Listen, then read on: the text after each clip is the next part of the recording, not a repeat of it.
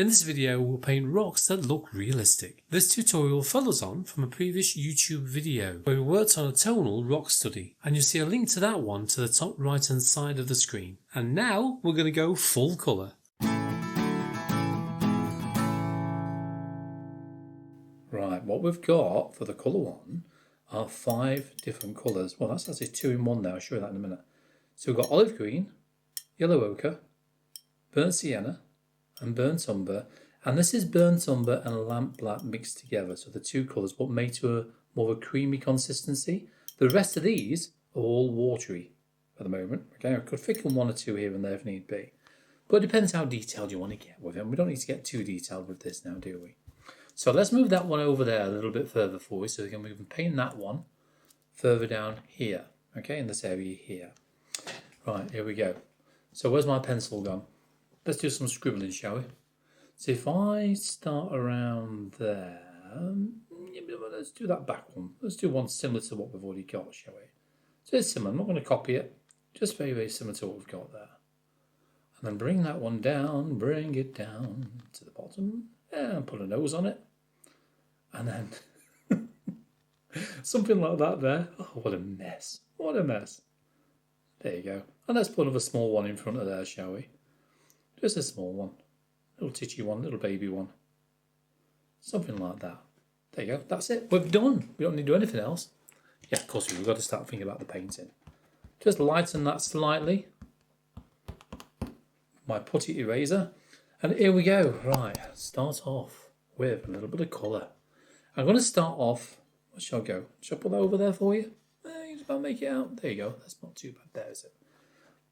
Start off with the yellow ochre, but I need to wet the rock first of all. Remember we did this before. And the beauty about all of this, especially when you're working with colour actually, is that you can really move this around. As you're going to tap it in, remember this is watering, it's going to get even waterier, is that a word, waterier, on the paper, because the paper's nice and wet, isn't it? Really well. Just add that in, nice and watery. Don't want it too rich, or else it'll kind of glow a little bit too much on the paper, which it will. A little bit more down there. Okay. Tell you what, let's just fill that one in, shall we? A bit of water in there. Let's just do that one while we're at it. Tiny amount of water. I'm not too worried if it's not exactly to the edges. It doesn't have to be in this case. And a little bit of colour. I can just see it starting to well up at the bottom again. The water's kind of collecting down the bottom of this pencil line here. And the water and the paint will only go where the paper is wet. It shouldn't go anywhere else. Shouldn't do anyway. Now let's go for some burnt sienna. We'll drop that one in. Oh, look at that. Lovely colour, isn't it, burnt sienna? One of my favourite colours it's got to be. Mind you, I say that on most colours. And then drop that in just to warm up these rocks. I don't want them too colourful. I mean, you can make them colourful. Then we'll go for the burnt umber. Remember, it's still watery. This is going to dullen it down just a fraction as well. Find some burnt umber in there. Oh, look at that. Oh, aim that towards the bottom area. And a little bit more around this side. Just a small amount. I'm trying to keep the top of each rock quite nice and pale. Remember the light is coming from this direction as before, okay? So we want the light coming from there. A little bit burnt umber in this one. Something like that. I don't mind really. Anything will do. Okay. Now this is where as well you can start to define some rough shapes, even though it's wet, onto this damp paper there, just to define some areas. Think about shapes. Remembering the side's darker, but there'll be some highlights in place, like we did on the other rocks. Some areas will be slightly highlighted because they kind of protrude a little bit further than some other areas within the rock. So some sections will catch that light, is what I'm trying to say there. A bit more around there, and a bit more around there. Should we warm it back up again? I know, a bit more warmth in there, just in places. Okay. And then I'm going to go for a little bit of that olive green. I'm not going to bother washing that brush out. Who needs to? Oh, look at that, that's rich. That will fade as it dries. I hope. like vertical fade as it dries. A little bit of green just to add a bit of colour in there as well. Just in places. And if it's too bright, just mix it in a little bit with some of that brown that we got in there. And there we go. And that is the wash already on there. What you can do as well at this stage, you can get your kitchen roll again. And you can semi-dry your brush like so on some kitchen roll like that. And then what you can do, you can lift off some sections. Just take some paint off in places like that. Dry your brush. A little bit more in places. Squiggle it and tap it. Just to lighten some small areas here and there. Think about where the light might catch. Make it up as you go along, as I always like to do. As you know I do that. Okay, let's give that a quick blast with a hairdryer, and then we'll start thinking about the detail over the top. Now, as you can see, I've already started on the dark. That's to save you watching every single line I paint. I'll carry on for you now so you can see what I'm doing. So what I'm doing, I'm just kind of building up the dark at the moment. So start down the bottom, just like we did on this one there. Nothing different, just using colour, that's all. In fact, this is very similar to that sepia colour, really. A little bit darker. And then gradually building up these details as we go along. And as we did with that one, when we start to run out of paint on that brush, then we think about adding some further details with a nearly dry brush. Nearly dry brush. Not dry, but nearly dry. So if I tap some paint off like that, then we can use the edge of the brush, even the side of it actually, just to graze the texture of that paper in places. A little bit more paint off. Look how that's just grazing there, look. Adding some very, very fine details in there. Makes a difference, doesn't it? It really does. And as before as well, I'm just kind of making up the details as I go along, really. You know, it's no different to this one other than we've added a bit of colour in it. So a bit of a shape there. I'm not trying to copy the other one exactly, just something similar to it. And a bit more around there as well. I'll put a dark line there. I'm going to show you what I'll do with that in a minute. Let's wash that brush out. I'm going to take most of that water off that brush. Okay, most of it off the brush. And I'm going to dampen just, probably a little bit more, in one section there. And I'm going to tickle tiny, tiny circles. Just tickle the dark into that light. So it blends together. See that? Look at that lovely blend we've got going there. So do the same again. So rewash that brush. Dampen in the middle. And then tickle. Just tickle. Don't do all of this area, just in certain sections. Really the dark area is down here, really, to be honest with you. That's what I'm looking at now. Just to soften that down. Oh yeah, like it. And then the same again, as you work your way towards these dark areas, just soften these lines down there. Really dark in there. I might actually add a little bit more dark in the bottom there, just to darken it out. And just some fraction lines in there as well. I'm going to do the same thing for any other areas that you can see which are really dark and gradually fade to light. For example, down here. Something like that. It's like a foot, isn't it? Loads of toes in there. Oh, I love it. This is fun as well because you make it up as you go along. So this is what I said about this line I've already put in there. I'm going to dampen just there, look. Just there. And then I'm going to tickle tiny, tiny circles again, just into that damp area. Wash that brush, re-dampen again, and then tickle the edge of that bit until it gradually encroaches towards the top there. And if you want it to blend even more, just give it a gentle persuasion, a little bit of gentle persuasion there, as you tap and move it around.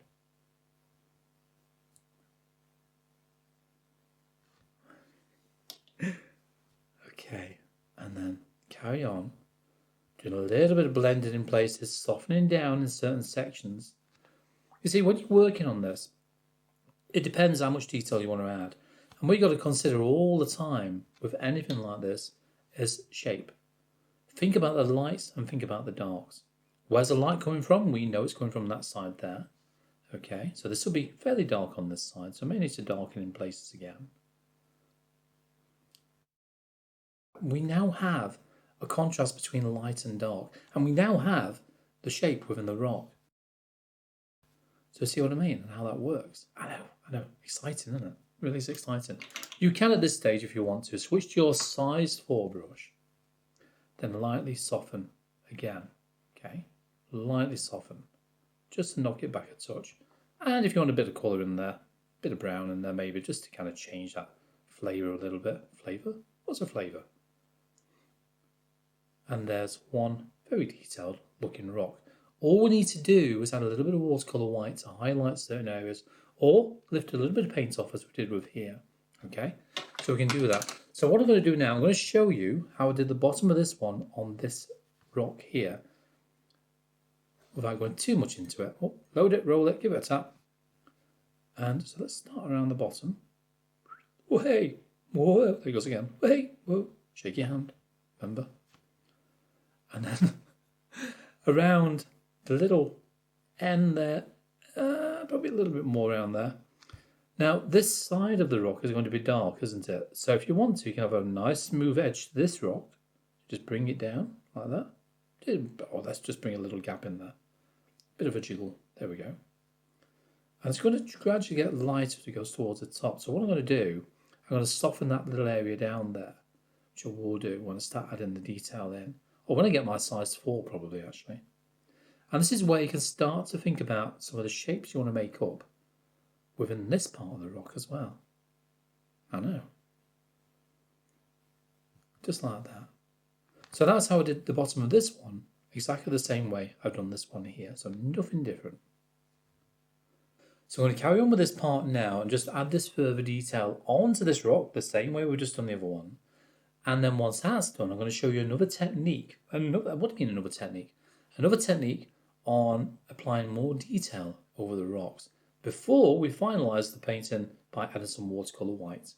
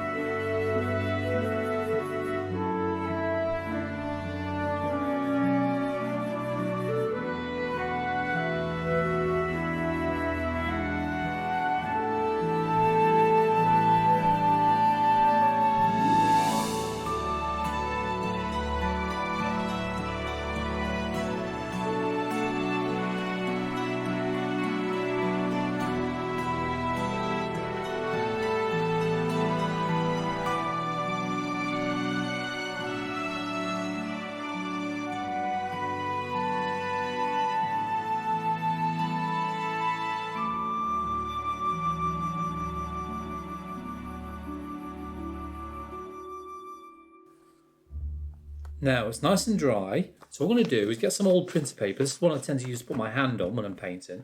So I'm going to tear that up. What do you mean tear it up for? Yeah. Oh yeah, triangle. Oh, I don't know. What am I going to do? So I'm going to tear that up into little strips and little gaps. And what I can do is just go around this rock a minute. Like that, look. Trust me on this one, alright? All the way around. I'm not worried about the gaps at the moment. And then that can potentially just go there. It's up to you if you want to get obviously neater than that. Entirely your choice. Look at that. I know what am I doing. What am I doing? That there. Hold it in position. There you go. What you could do, a bit more professional than this, you can get some tracing paper. I know. Trace out the image on the tracing paper. Cut that out of the tracing paper. And then place a tracing paper, keep saying tracing paper, over the top of the painting to protect the rest of the painting. Got it? Yeah, of course you have. Old mixing brush again. We'll use that one. I'm going to get a little bit of colour. And this time I'm going to go for, let's go for some burnt umber. A bit watery, something like that'll do. Going to load this up and take most of that colour off the side of the brush. Take most of it off. And then I'm going to splatter. Get your finger on the side of the brush like that, you ready? And then do it vertically, so you're doing it from above. So I'm just going to lightly splatter the paint in. Oh, look at that. It's very messy, you know, when you do this. But just make sure that you cover most of the painting up. I'm just going to put some there in a minute. When you're doing this, is great fun, it really is.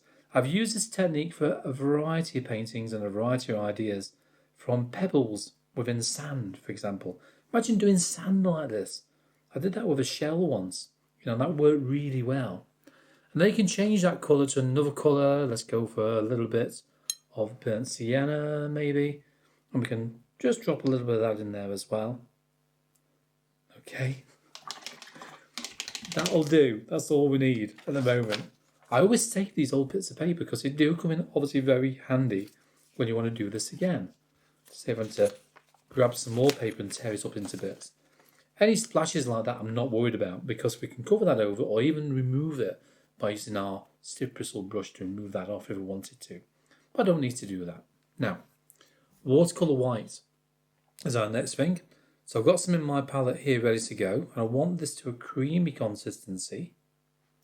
You can use white gouache, that's okay, as long as it's nice and creamy and opaque. It's got to be opaque, not semi-transparent or semi-opaque or anything like that. It must be opaque, whatever white paint you use. So load it, roll it, pull away, give it a tap on some kitchen roll, and in we go. And we can use this now to add some very light highlights. Let's get a little bit more. Very light highlights in places on the top of the rocks, just like we did by lifting paint off on that one. So we didn't use white paint on that one, did we? Because we just wanted to use that one colour. That's all we wanted to do with that. Just one colour. The thicker the white paint, the brighter the white. Just remember it that way around. The thicker the white, the brighter the white. And don't overdo it either. It's so easy to get carried away when you're working with white paint. Just a few. Don't put any on the really dark areas though, because remember it's dark around there. The sun or the light isn't hitting that side that much. Just slightly illuminated because you get a lot of kind of reflective light on there as well from other rocks nearby. And if you put too much on, you find that you'll end up covering up all that lovely colour underneath, so be careful with that. A little bit down there, just a touch here and there. Maybe on the edge of that one there, look. Think about the edges and where it might catch that light. Like that, and there maybe. And I think that will do for the white paint. So now what I'm going to do, give that brush a good wash out and make sure all that watercolour white is taken out of it. I'm going to go with some green. Now I'll tell you what I'm going to do. Let's get some burnt umber up. And pop it into one corner of the green just to dullen it down a fraction. And now we can use that to have some grass in. Dum, dum, dum, dum, dum. To be honest with you, if you did this all over the grass area as well, it could add extra texture to the grassy areas, wouldn't it? When I'm painting rocks, I don't try and copy the rock exactly as a photograph. You can add dark areas. You can even split a rock in half. Yes, you have that power, okay? Think about the lights, the midtones, and those dark areas as you do so. Now, for more tips on how to paint textures in watercolour, click on the link to the right, and I'll see you there.